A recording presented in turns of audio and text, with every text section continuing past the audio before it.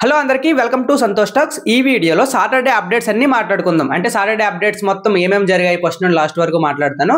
దానికంటే ముందు వీడియోని అయితే లైక్ చేయండి. మీరు లైక్ చేస్తే ఈ వీడియో ఇంకో 10 మందికి వెళ్తుంది, ఇన్ఫర్మేషన్ షేర్ అవుతుంది కాబట్టి. అలాగే ఇంకెవరైనా ఛానల్ని సబ్స్క్రైబ్ చేసుకోకపోతే సబ్స్క్రైబ్ చేసుకోండి. ఇంక విషయానికి వస్తే సాటర్డే ఎపిసోడ్ స్టార్ట్ అవ్వగానే నాగార్జున సార్ వస్తారు కదా, ఎప్పుడు ఆడియన్స్ కొన్ని క్వశ్చన్స్ అడిగినట్టే ఈసారి కూడా అడుగుతారంట. అందులో కొందరు ఆడియన్స్ ఎమాన్యుయల్ గురించి చెప్తారంట. అంటే ఎమాన్యుయల్ రైవల్రీ చూస్తున్నాము, ఎవరితో నేను గొడవ పడాలని చూస్తున్నాము, కానీ చాలా సేఫ్ గా ఆడుతున్నాడు, రైవల్రీ ఎక్స్పోజ్ అవ్వట్లేదని చెప్తారంట. అలాగే తనుజ గురించి కూడా కొంచెం స్పోర్టివ్ స్పిరిట్ లేదు, కొన్ని ఓడిపోతే తీసుకోలేకపోతుంది, ఏడుస్తుంది అనే విధంగా కొన్ని చెప్పారంట. తర్వాత ఎపిసోడ్ లోకి వెళ్ళిపోతే ఎపిసోడ్ లో ఏం జరిగిందంటే Nagarjuna sir top 6 contestants list అయితే ఆడియన్స్ అడిగారంట. అంటే ఏంటంటే ఒక మీటర్స్ అయితే ఉంటాయి కదా, ఎస్ఆర్ నో మీటర్స్, అవి వాళ్ళకి ఇచ్చారంట. వాళ్ళకి ఇచ్చేటప్పుడు సుమన్ శెట్టి పేరు చెప్పినప్పుడు సుమన్ శెట్టి ఉండాలా వద్దా అంటే వాళ్ళు సెలెక్ట్ చేయాలి. ఆ విధంగా సుమన్ శెట్టికి అయితే 100% వచ్చింది. అందరూ టాప్ 5 లో ఉండాలి, టాప్ 6 లో ఉండాలని చూస్ చేసుకున్నారంట. సెకండ్ ఎమాన్యుయల్ 97% మంది చూస్ చేసుకున్నారంట, 97%. తర్వాత తనూజాకి 88% ఉండాలని చూస్ చేసుకున్నారంట. అలాగే పవన్ కళ్యాణ్ కి 78% ఉండాలని చూస్ చేసుకున్నారంట. నాకైతే 78% కొంచెం తక్కువ అనిపించింది పవన్ కళ్యాణ్ కి. అలాగే రీతు చౌదరికి 78, డెమోన్ పవన్ కి 75, రీతు చౌదరికి అయితే 73%. ఇలా వీళ్ళు 6 టాప్ 6 లో ఉండాలని ఆడియన్స్ చూస్ చేశారంట. చూస్ చేసిన తర్వాత నాగార్జున సార్ ఇన్ఫర్మేషన్ అంతా హౌస్ మేట్స్ చెప్పారంట.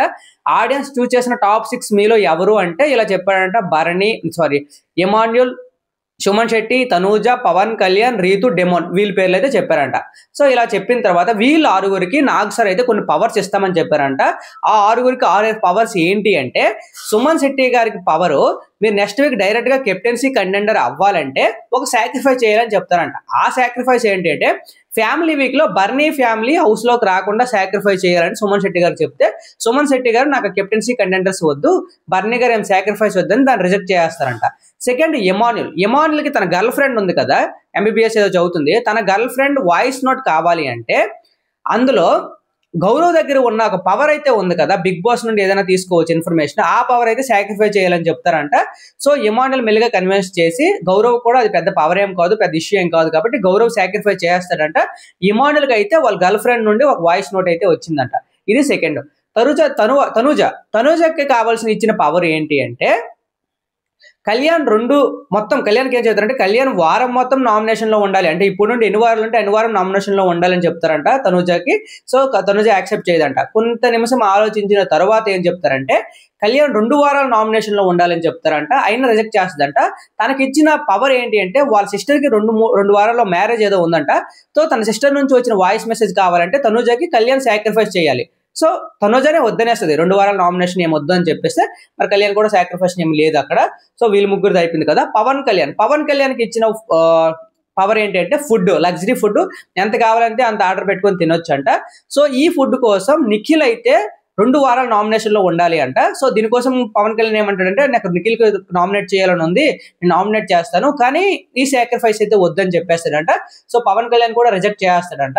నెక్స్ట్ రీతు చౌదరికి వచ్చిన పవర్ ఏంటి అంటే, వాళ్ళ హౌస్ నుండి వాళ్ళ ఫ్యామిలీ ఫోటో, వాళ్ళ నాన్నగారి షర్టు, అంటే వాళ్ళ నాన్నగారి షర్ట్ అడుగుద్దంట, నాన్నగారి షర్టు వాళ్ళు ఇస్తారు.